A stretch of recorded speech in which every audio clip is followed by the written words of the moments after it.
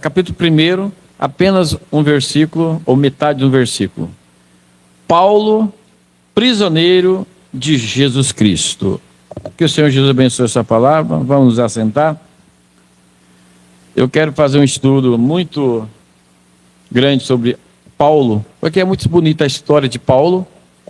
E o Estevão Hernandes Dias, um grande pregador que nós temos no Brasil, ele fala de Paulo com uma maestria grandiosa, né? E por isso que é bom estudar. E aqui nós não vamos falar sobre Filemão, mas o texto inteiro aqui, que é apenas um capítulo, Paulo escreve para Filemão, onde era a igreja da casa de Filemão, onde ele tinha um servo que fugiu e deu prejuízo para ele, um escravo. Esse escravo é capturado lá em Roma, creio que foi em Roma, e foi preso junto com Paulo. Paulo prega para ele. O nome dele era, deixa eu achar aqui o nome dele.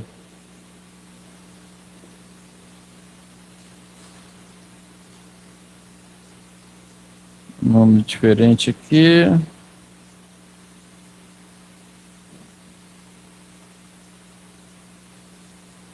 Onésio, né? Onésimo. Paulo converte ele e ainda se torna um obreiro. E esse escravo ganha liberdade e Paulo orienta ele a voltar para Filemão, seu antigo dono. Só que não para voltar como escravo, mas voltar como irmão precioso, recebê-lo como receberia o próprio Paulo, apóstolo Paulo, e ainda mais para receber ele no ministério, porque seria valioso para Filemão e tanto para Paulo. Já era valioso para Paulo, mas seria mais útil para Filemão. E ainda Paulo disse assim para ele: e tudo que ele te deve, põe na minha conta, mas receba com honra, porque ele é um irmão. Então aí vocês vão ler isso aqui, vão entender isso aqui. Agora nós vamos falar, creio que uns 20 minutos apenas. Mombrando tirou esse contexto para falar sobre prisioneiro de Cristo. Nós vamos ler algo e entender que a falha de cada cristão nosso é que nós não somos prisioneiros de Cristo. Nós somos prisioneiros de nós mesmos, porque nós não aceitamos ser prisioneiro de Cristo. Como eu estava dizendo ontem,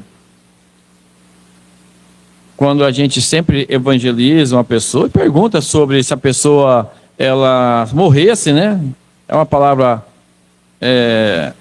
a gente faz uma pergunta já sabendo a resposta, para pegar a pessoa mesmo. Se morresse hoje, você estaria no céu? Você seria salvo? A pessoa de cara responde assim: claro, eu creio que sim, porque eu sou uma pessoa boa. Eu sou uma pessoa boa. Alguns até ainda falam assim: eu não mato, não roubo, eu não bebo, não fumo, né? Então acha uma pessoa boa, né? Como que isso é alguma, você ser honesto, ser uma pessoa boa, é alguma virtude? Não é nenhuma virtude, é um dever de um cidadão, porque se você mentir, você vai ser processado. Se você roubar, você vai ser preso. Se você matar, você é condenado. Então, só faz o certo para você ir para a cadeia. Então, é um cidadão de bem, né? É um cidadão, porque se você mentir ao meu respeito, eu te processo. Eu vou lá arrancar 100 mil de você, 200, e assim vai por diante. Se você falar mal de uma pessoa, você pode ser processado por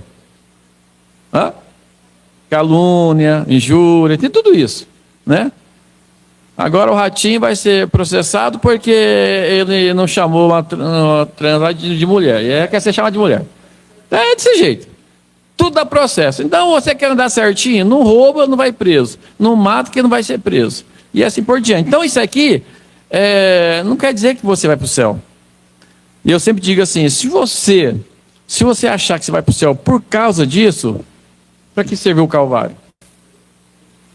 Você anula o Calvário. Esse pensamento anula o Calvário, porque Jesus morreu em vão.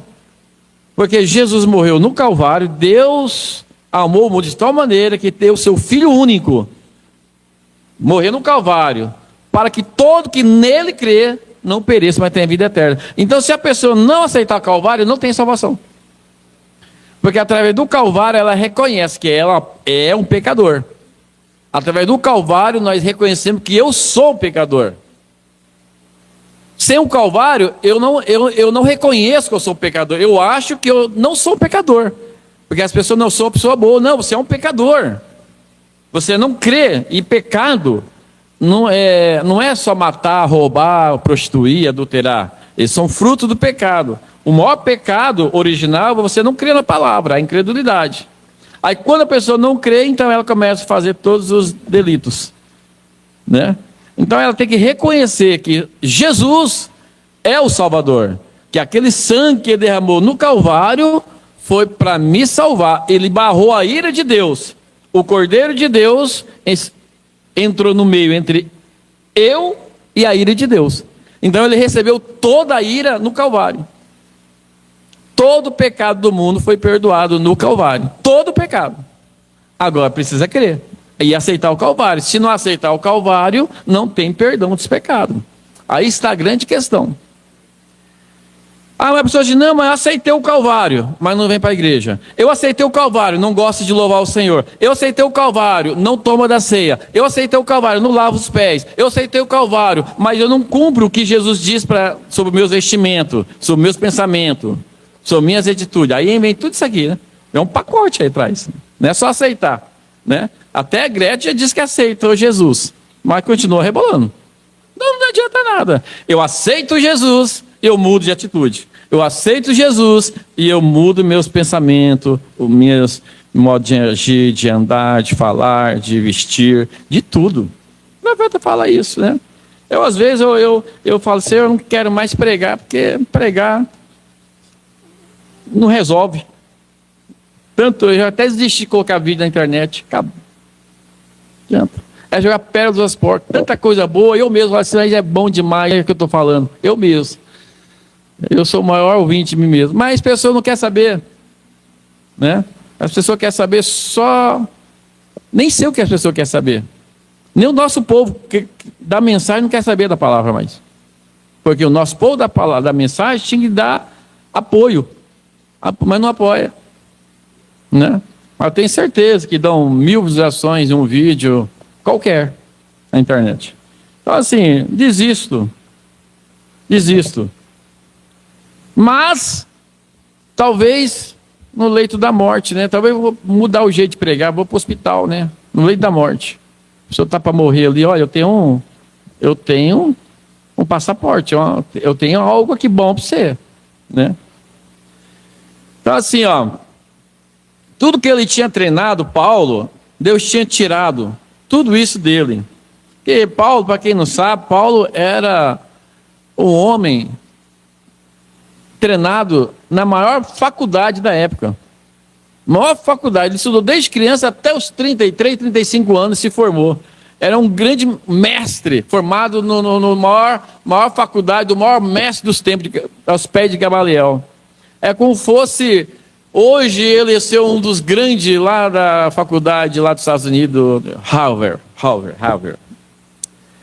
Ele era um homem muito inteligente, só que a inteligência dele era sem revelação. Em vez de ele lutar com Deus, ele lutava contra Deus, porque ele seguia os cristãos, matava os cristãos, mesmo que não era com as próprias mãos, mas ele dava ordem.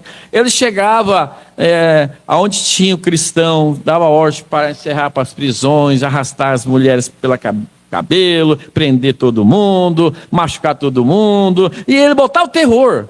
Vocês sabem que Paulo era um terrorista de cristão. Paulo era tão odiado como nosso presidente, pela direita, né? Que a esquerda ama, pela direita. E realmente é, eu não odeio, porque eu sei que tanto Saddam Hussein quanto o presidente nosso dos Estados Unidos é colocado por Deus. E se vai ter que ferrar a coisa, vai ter que ferrar mesmo. Se a guerra vai ter que existir, acontece as guerras, eu não fico nem um pouquinho preocupado. Eu não fico, irmão. Por quê? Porque é bíblico, vai acontecer a terceira guerra mundial, mas ainda não é o tempo. esse espaço aí vai cruzar, o Brasil vai cruzar mísseis também. Neves Paulista vai sumir na cratera. Claro, vai acontecer, mas eu não vou estar aqui quando isso acontecer. Após o arrebatamento, a terceira guerra mundial nasce nisso. Os crentes mais velhos sabem disso, é profecia. É profecia. Arrebatamento sobe e a grande tribulação começa. Tribulação é guerra, gente.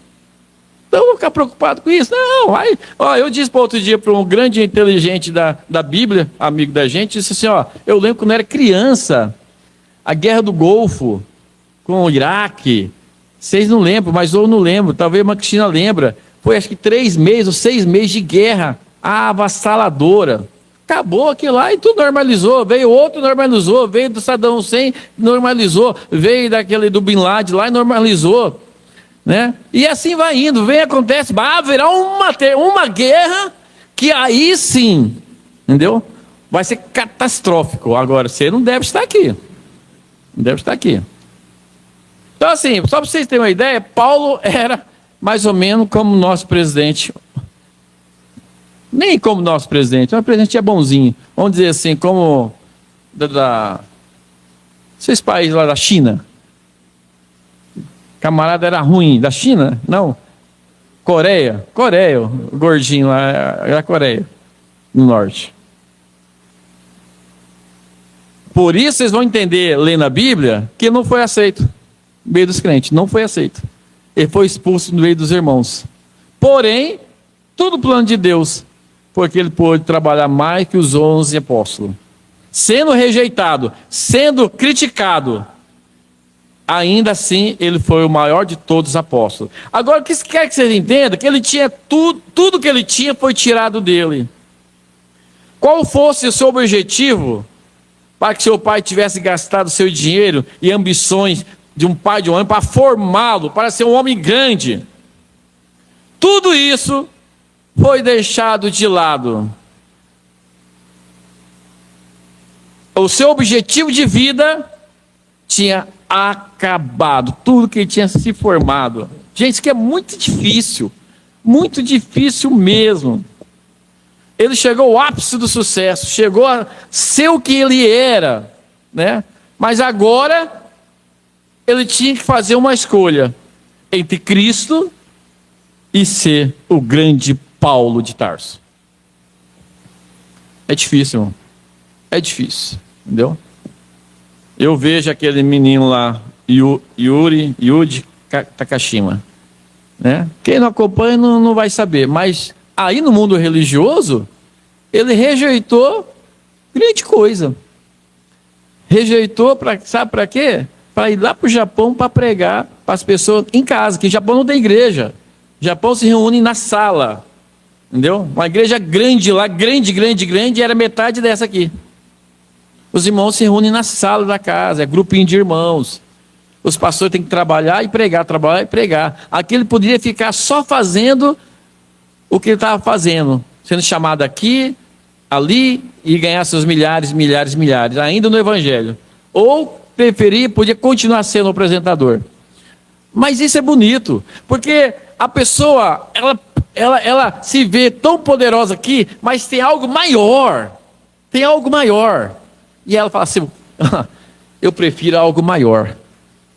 O jovem rico tinha algo grande na mão dele. E tinha algo maior que aquilo. E ele desejava algo maior que aquilo, que era a vida eterna. Mas mesmo assim, a estupidez dele fez ele renunciar à salvação da sua alma para ele continuar no cargo dele. E isso é triste, que às vezes as pessoas nem isso têm. As pessoas apenas têm um fim de semana nas boates, tem um dinheirinho para gastar com cachaça, tabaco, tem um dinheirinho para isso, para aquilo, e elas não querem largar esse ossinho do pecado, né? Quando a pessoa é grande, até se entende, né? É muito, coitada, é difícil mesmo. Mas a pessoa não tem nada, né?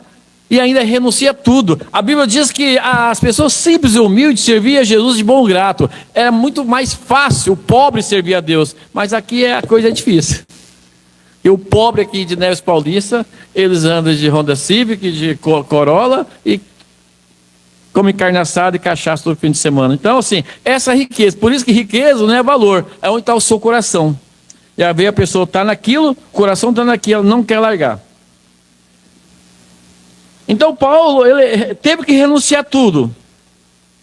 Ele tinha que ser prisioneiro de alguma coisa. Uma prisão. Assim, depois de comparar e ver, não é se admirar que pudesse escrever o livro de Hebreus, está vendo? É 3 anos e meio lá, banhando-se na palavra, constatando que o mesmo Deus que o chamou, o estava levando de volta, e mudando todo o seu intelecto, mudando tudo que ele alguma vez pensou. Eu vou voltar aqui um pouquinho. Ele tinha que ser o presidente de alguma coisa. As pessoas falam assim, eu me aprisionar numa igreja, numa denominação, numa religião. Gente, não tem jeito. São prisioneiros de alguma coisa, não adianta. Todo mundo é prisioneiro de alguma coisa, nós não somos livres. Não somos. Ou você está na mão de Satanás, ou nós estamos na mão de Deus. Não existe meio termo. Não existe. Ah, mas eu não vou para a igreja. Há muitas pessoas que falam assim, eu não sirvo a Deus, mas não vou para a igreja. Mentira, não serve a Deus coisa nenhuma. Está tapeando a si mesmo. A pessoa que serve a Deus, ela arrebenta isso aqui, ó. Eu tomo assim hoje, que eu não sei o que é o nome disso aqui, ó. Manga de camisa. Ela remanga isso aqui, ó. Ela abraça a causa. É assim que o convertido, o convertido genuíno, ele se converte. Ele chega no lugar e fala assim, eu quero ser batizado. E agora eu almejo ser um diácono. Eu almejo cantar para Jesus. Eu quero fazer alguma coisa. Cadê o grupo de louvor? Como eu faço para entrar no grupo de louvor? Como eu faço para entrar no grupo de evangelismo? Eu quero fazer algo para esse Senhor. O convertido genuíno é isso aqui, ó. Ele incomoda Jesus. Ele quer algo mais. Não, eu sou crente onde eu estou. É nada. Não é não. Somos prisioneiros de alguma coisa. Às vezes as pessoas são prisioneiros de uma novela, prisioneiro de um ator, prisioneiro de um carro, prisioneiro de uma festa, prisioneiro até de um time de futebol. Prisioneiro de um político, prisioneiro de tal, e defende político de bandeirinha, de carteirinha aqui. Alguém é prisioneiro de alguma coisa. Agora, então você tem que escolher o que você deve ser prisioneiro. Paulo escolheu ser prisioneiro de Cristo. Agora, há uma grande diferença. Nós, como prisioneiros de Cristo, que ele mesmo falou, sou prisioneiro de Cristo. Nós somos prisioneiros, mas não com fardo pesado. Não doloso, não reclamando, não murmurando. Nós somos prisioneiros felizes, coração aberto, sem algema. É uma prisão como fosse um casal que vai casar, que realmente tem um amor, entendeu? Eles são aprisionados um com o outro, mas não porque a moça puxa pelo colarinho e fala assim, se você olhar para o rapaz, eu te quebro, hein? E a mulher puxa, o rapaz puxa, não. São prisioneiros porque é um amor incondicional. Vocês entenderam agora?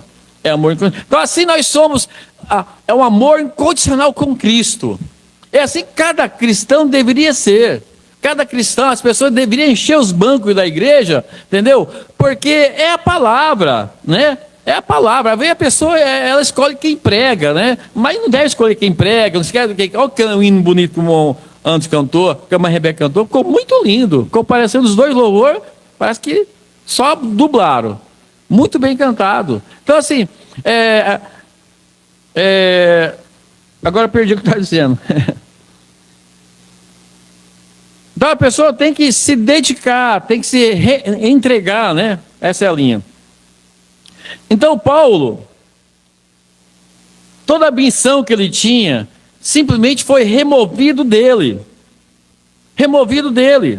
E se tornou um prisioneiro. O amor de Deus tinha sido tão tremendo, a tal revelação, que ele não pôde se livrar mais disso. É disso que a gente está falando. As pessoas não tiveram uma experiência com Deus. Hernandes Dias, eu gosto de escutar o Hernandes Dias, se tiver algum pastor que estiver me escutando, ele vai criticar. Mas critica mesmo, porque falar bem não fala, né? Depois critica, eles cortam, critica. Mas Hernandes é um grande pregador, como Billy Graham é, como Oral Roberts é. Eu gosto de elogiar o grande pregador, porque o Mombrana elogiava Theo Robson, e elogiava Billy Graham, e elogiava outros pregadores, que não eram do tabernáculo, mas eram grandes pregadores, homens de Deus.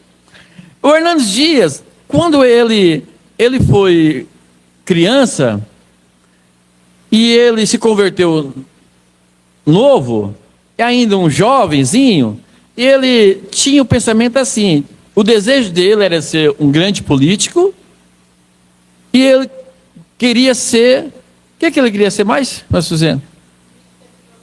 Um grande político e um advogado. Esse era o desejo dele. E um dia, ele chegou para o pastor dele e disse assim, ó, toda felizinha, vou ser um grande político, vou ser um grande advogado, vou me formar, vou advogar, eu vou ser isso e aquilo. Lá no final da minha vida, aí eu quero servir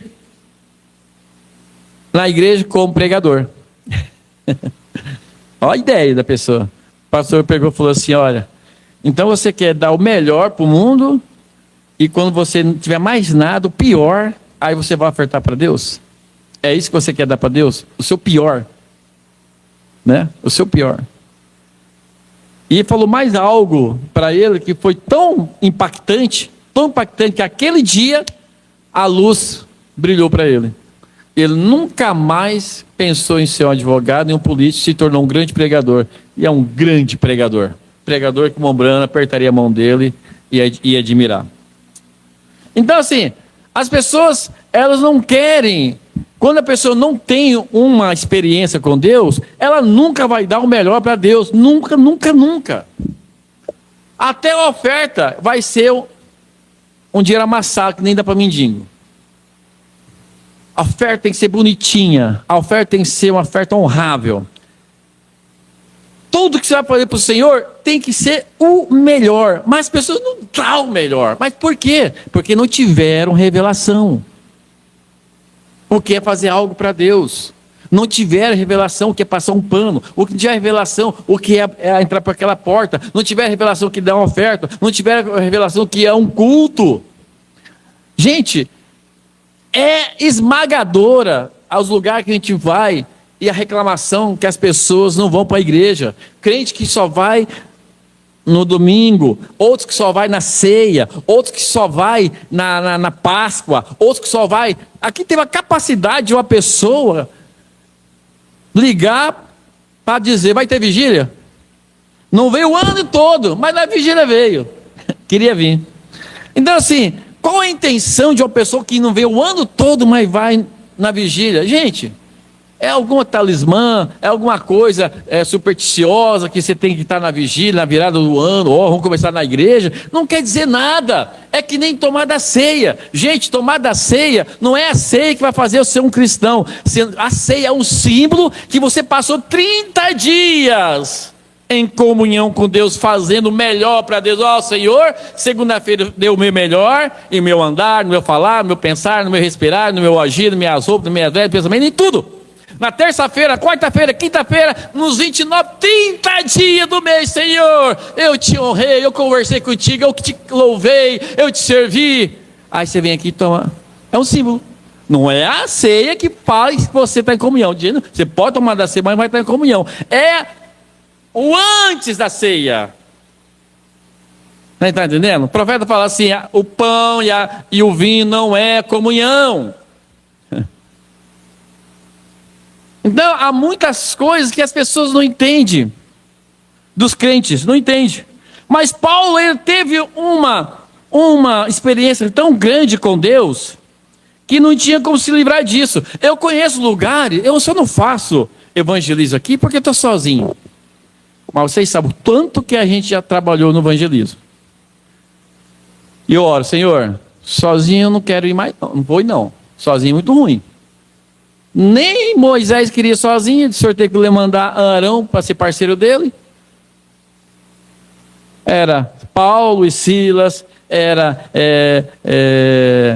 Elias, Eliseu, e aí vai indo. Sempre em dois, no mínimo dois. Mas você chega em determinados lugares, você pergunta, cadê o evangelismo? Não existe evangelismo.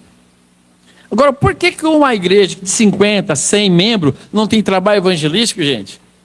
É porque não tem convicção daquilo que aceitou. Aonde tem um grupo de jovens de 10, que não tem um grupo de jovem, avante jovem, que faz umas camisetas, que vai para as ruas, que vai tentar ganhar outros jovens, que vai cantar na rua, na praça, é porque não tem convicção da salvação, não tem convicção de Jesus, não tem uma experiência.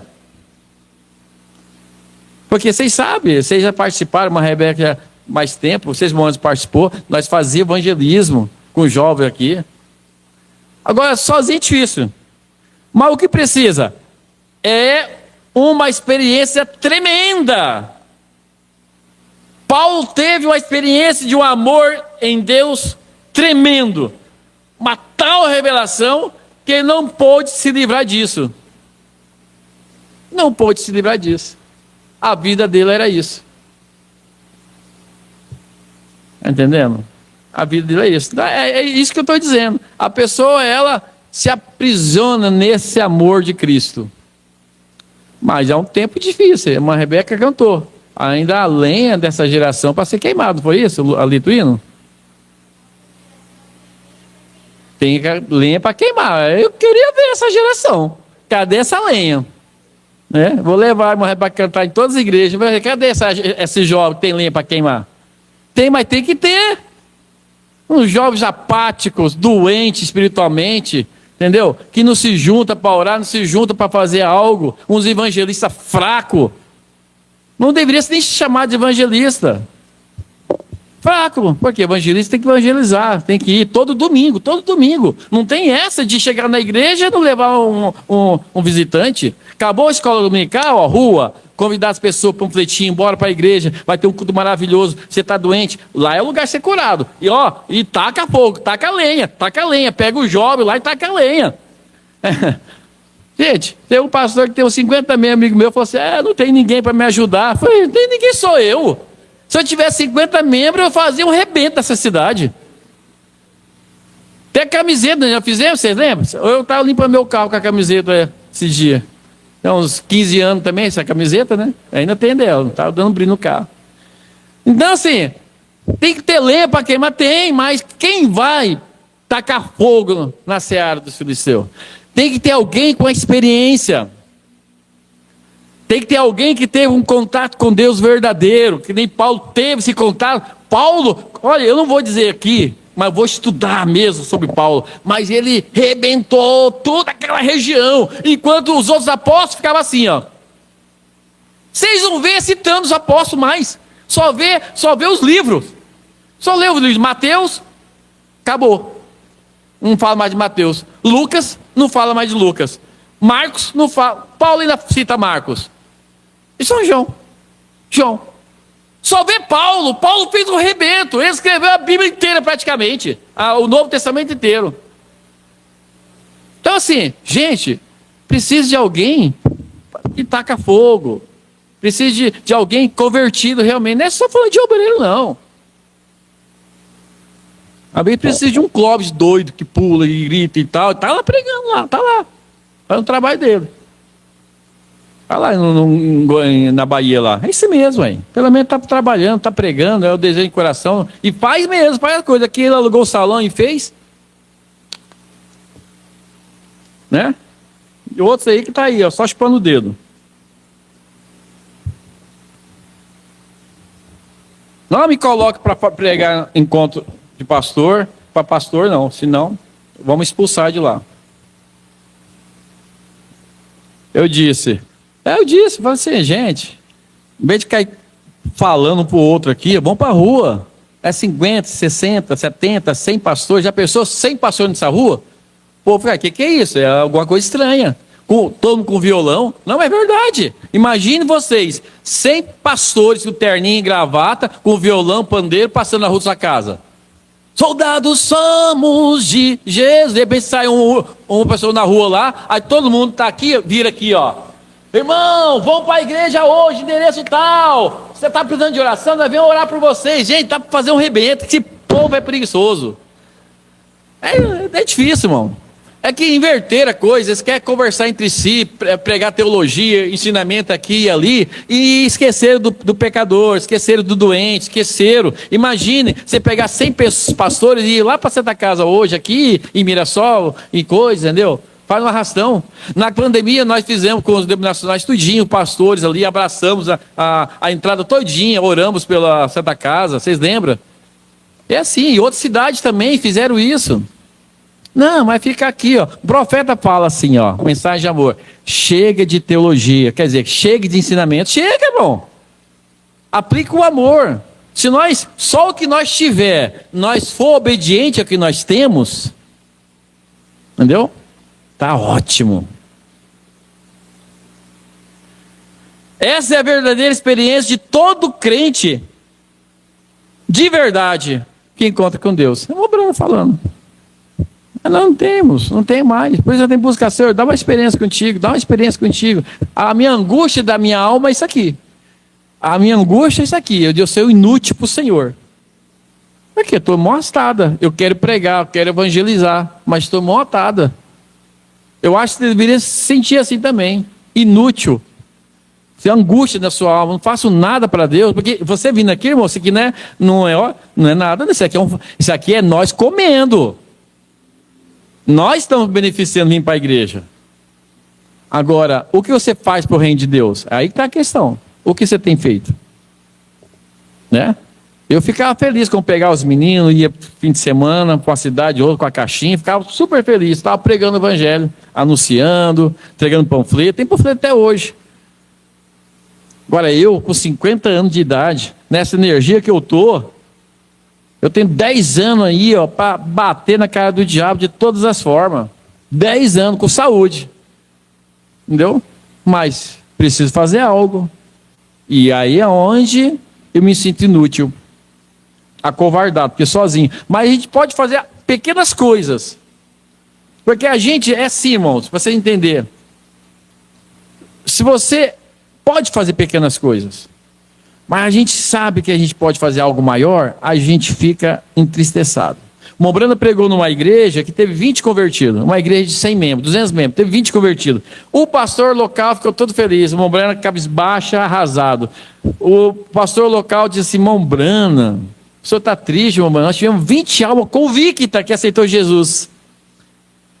O Mombrana falou assim, irmão, a questão é a seguinte, que essa mesma pregação minha, que eu preguei aqui, em outro lugar, eu ganharia 2.000 pessoas, 20.000 pessoas para Cristo. Está entendendo? Que a gente pode fazer um rebento maior, a gente pode guiar mais alma, a gente pode levar mais gente para Cristo. Por isso que às vezes eu fico entristecido em Neus Paulista. Será que essa cidade já deu? Não tem mais ninguém que quer aceitar o Senhor? Né? São perguntas minhas, irmão. Perguntas minhas. Às vezes a gente fica embaixo, pé de zimbro. É normal. É normal. Mas se você tem que pelo menos entrar em uma dificuldade assim, de querer servir o Senhor mais. O que eu devo fazer, Senhor, para te servir melhor? Aí tá bom, né? O duro é quando a gente tá nem um pouquinho preocupado, aí é difícil. Então o profeta fala assim, essa é a verdadeira experiência de todo crente de verdade, deveria se encontrar com Deus sobre essas condições, entendeu? Sobre essas condições, da mulher do poço, se render ao Senhor, sobre as condições das pessoas que realmente, aquela mulher pecadora que se jogou aos pés do Senhor Jesus, lavou os pés do Senhor Jesus, e o seu pecado foi perdoado, e ela serviu ao Senhor. Você entra em contato com algo que é tão grande, eu vou até 8h30, tão grande que você se torna um prisioneiro para o resto da sua vida. Para o resto da sua vida. Olha, se você ter uma experiência com esse Jesus, você nunca mais larga ele. Nunca mais. Nunca mais. Você pode não agradá-lo, desagradá-lo. Como um filho, às vezes desagrada o pai, uma filha, mas não sai da casa. Entendeu? Não sai da casa. Mas está ali sob a tutela. Nós, às vezes, podemos desagradar o Senhor com alguma coisa, mas estão sob a tutela, Ele nos repreende, sim, Senhor, vou me corrigir. Então, se você tiver uma experiência genuína, você nunca mais abandona Jesus. É disso que nós precisamos. E às vezes você fala assim, mas eu já tive uma experiência lá quando me converti. Eu tive uma experiência 5 anos depois. Não, o profeta fala assim que nós temos que ter várias experiências. E outra experiência, e outra experiência. Então, quando você está com o pavio apagando, né? A Bíblia diz que não deixa o pavio fumegar. Tá assim, ó. O Espírito Santo tem que soprar para pegar de novo. Tem até um corinho que fala assim: não pode apagar o pavio que fumega. O fogo pega. Vocês lembram? Lembra mais ou menos assim? Não pode apagar o pavio que fumega. Aí não lembrei o resto. Hã? Então assim, tem que pegar, né? Pegar de novo. Então é algo grande, é algo grande. Aquele jovem rico, ele teve um encontro com algo grande. Eu não entendo por que ele rejeitou Jesus. Porque ele chegou a dizer: bom mestre, que farei eu para ter vida eterna? E Jesus falou assim: bom, como você diz que sou bom? Bom, só Deus. Tem algo estranho para você falar eu sou bom. Tem que ser por revelação. Você diz que eu sou bom, bom é Deus.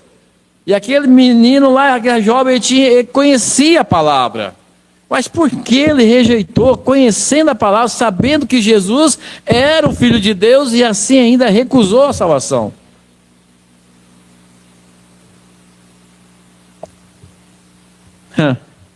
Foi expressado certa vez que Jesus disse: o reino dos céus é como o homem que vai comprar pérolas. E então, quando encontra a grande pérola, ele vende tudo que tem para comprar essa. E assim é aqui. Você tem uma concepção intelectual, você tem uma experiência teológica, mas quando chega a hora em que você realmente encontra a coisa verdadeira, você simplesmente vende tudo e se prende a isso. Pode deixar o fundo musical, irmã Suzana. Foi o que Paulo tinha. Paulo tinha uma grande religião. Paulo tinha um grande salário, porque ele era um empresário. E ele tinha autoridade. Ele tinha poder em suas mãos. Ele consentiu com a morte de Estevão. Ele autorizou a morte de Estevão. E aquilo machucou o coração o resto da vida de Paulo. Mas mesmo ele tendo tudo isso aí, a revelação trouxe algo maior para ele dizer assim: rapaz, tudo isso é pequeno perante isso que eu te apresento, Jesus de Nazaré, o Filho de Deus. É pequeno. Aí eu não entendo como as pessoas, elas não rendem às suas estruturas humanas. Porque é algo de inteligência, gente. É algo de inteligência. Eu posso ter uma Ferrari de 10 milhões. Uma Ferrari vermelha, puro sangue. 10 milhões de reais. Mas, gente, isso não é nada. O respirar do ar da glória de Deus. Não é nada.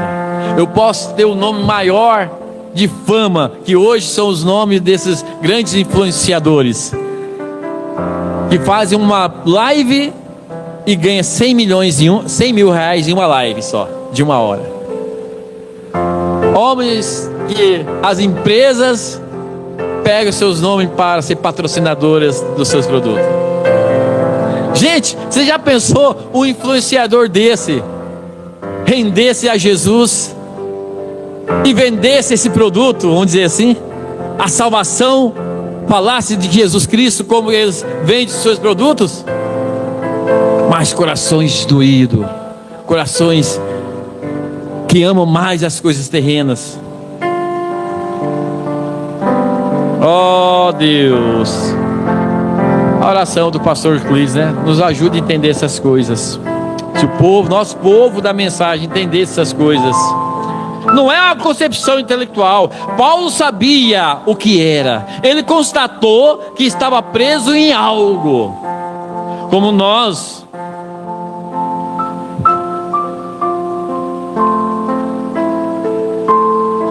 Aleluia. E hoje, como servo de Cristo, nós tornamos presos, atados. Assim deveria ser. Presos e atados. Preso e atado. Tudo que é de Cristo eu estou preso. Tudo que é de Cristo eu estou preso com Ele. Nós não podemos ir, estamos restringidos a ela, não podemos fazer o que queremos, estamos presos à palavra, nós fazemos o que a palavra nos manda fazer. Não importa o que alguém diga, eu estou preso a ela. Não importa se alguém me critica, eu estou preso a esta palavra. Não importa se eu vou ser zombado, não tem problema.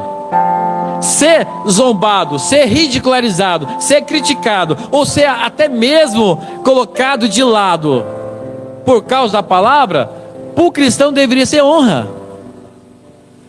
Deveria ser honra. Senhor, tu foste maltratado, tu foste zombado, cuspiram em sua face, arrancaram sua barba, fizeram coisa horrível com o Senhor, bateram em suas costas, zombaram. Senhor, fizeram isso comigo também hoje, e eu estou feliz, porque o Senhor disse que no mundo tereis aflições, no mundo sofrereis abandono, crítica, mas tenha bom ânimo, porque eu venci. Não importa o que alguém diga, você está preso a ela. Há algo acerca desta palavra, há algo acerca desse Jesus. Eu fico pensando assim, a ruptura de Paulo com o seu grupo, com o seu sistema. Um homem daquela altura, daquele poder, se voltar contra aquele sistema, era uma renúncia muito grande.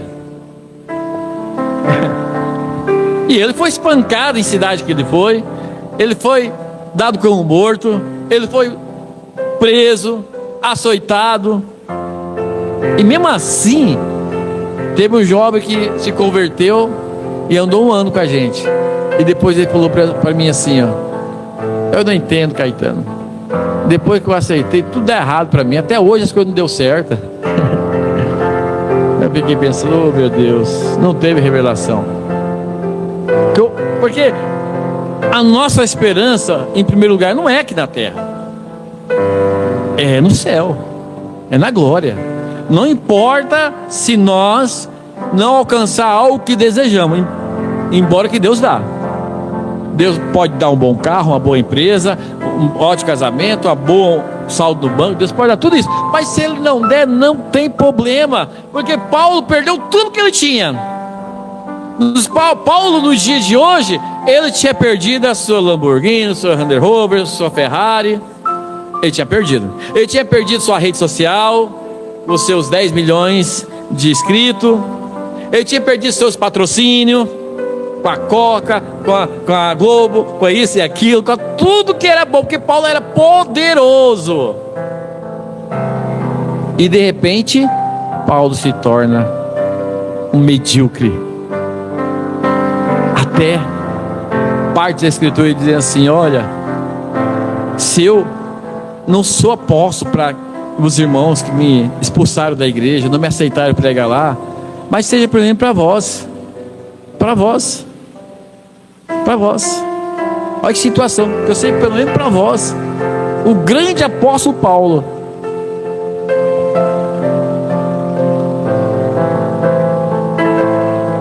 Não importa o que alguém diga, a palavra está sempre preso a ela, ou sob o jugo dela. Mais 2 minutinhos aqui.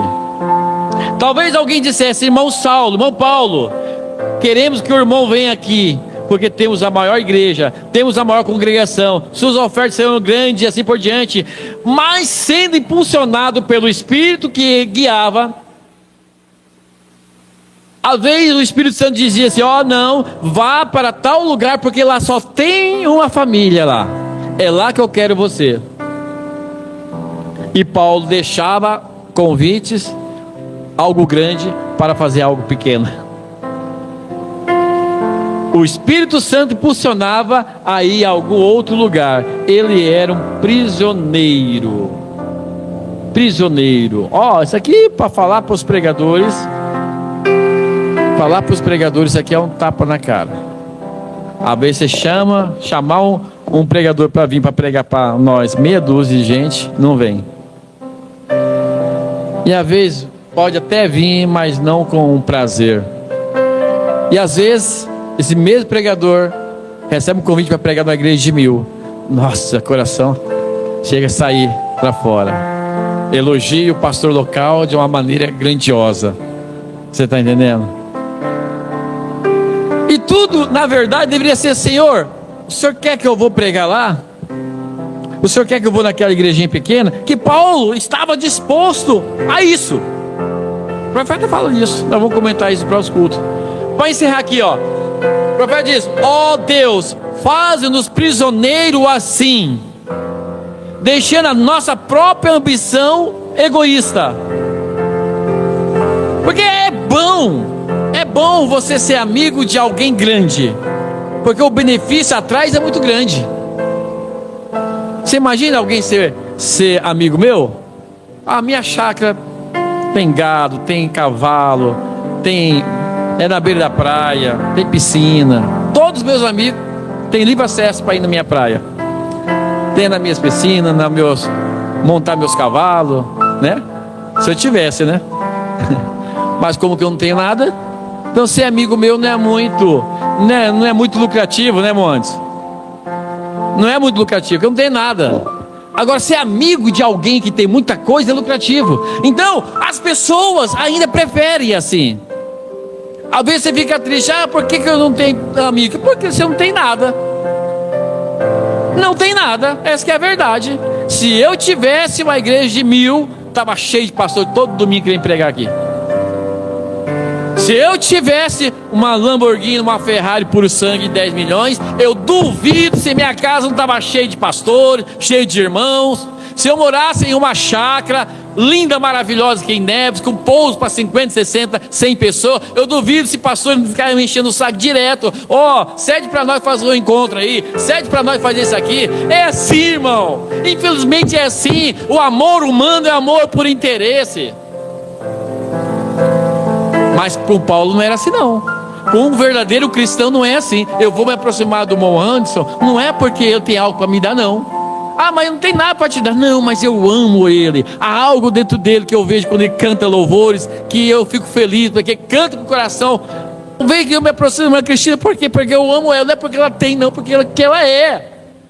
E esse deveria ser o amor para com o outro, mas não é assim. É o amor por interesse. Mas com Paulo não era assim, não.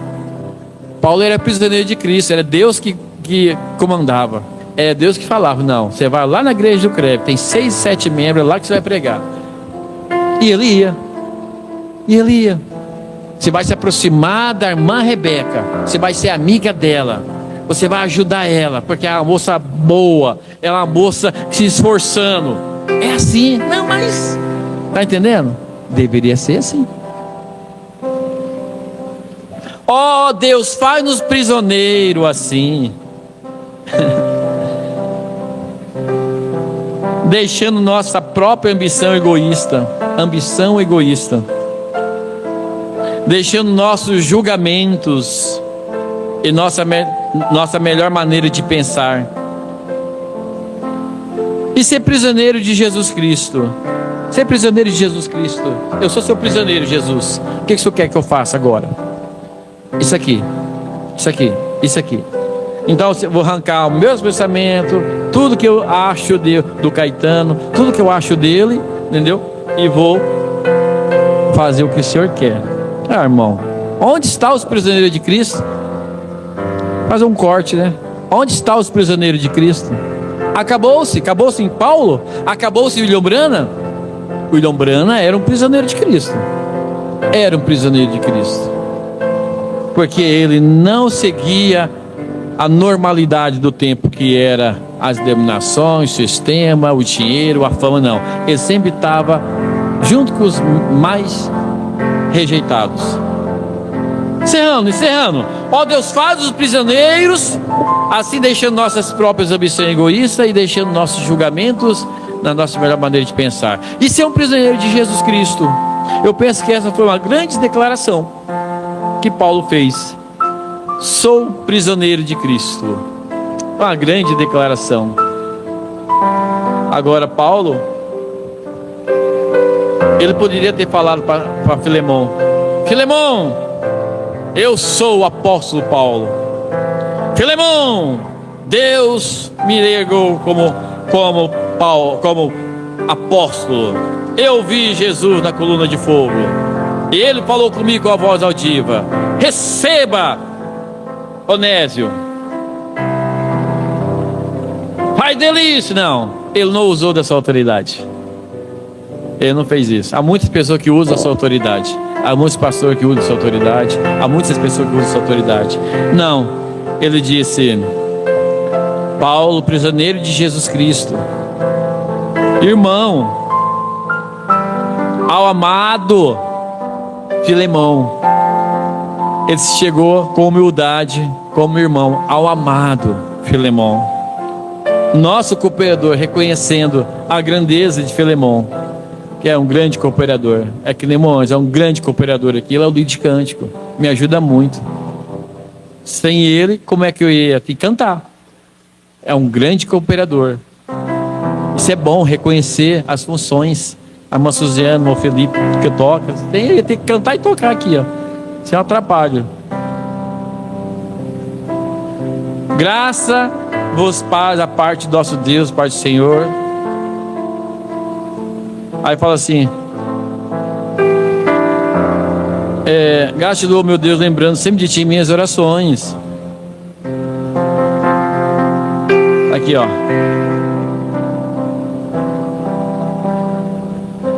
Todavia, eu pulei bastante, que peço-te antes por caridade. Ele falou manso com Filemão. Ele podia ter usado a autoridade. Sendo eu tal como sou, Paulo, o velho, e também agora prisioneiro de Jesus Cristo. Peço-te, meu filho, peço-te por meu filho Onésio, que era o escravo fugitivo de Filemão, que se converteu, e agora Paulo está chamando ele de meu filho Onésio, meu filho na fé, que gerei nas minhas prisões. Foi preso junto com Paulo, Paulo ganhou ele, a qual no outro tempo foi inútil, era apenas um incrédulo, um escravo fugitivo, mas agora a ti e a mim é muito útil, e eu tomei a enviar, e tu torna a recebê-lo com as minhas estranhas. Aí vai falando aqui, depois vocês leem o Filemão inteiro. Pede para ele perdoar, se tiver alguma coisa ele pagaria, mas a forma que ele conversa com Filemão a respeito do escravo fugitivo convertido, de uma maneira não com autoridade, mas como um escravo de Cristo, né? Com amor. Vocês entendem? Isso é bonito. Vamos fechar nossos olhos, agradecer ao Senhor. Pai amado, te agradeço, Senhor, porque o Senhor é bom. Eu não sou, Pai, nenhum de nós somos.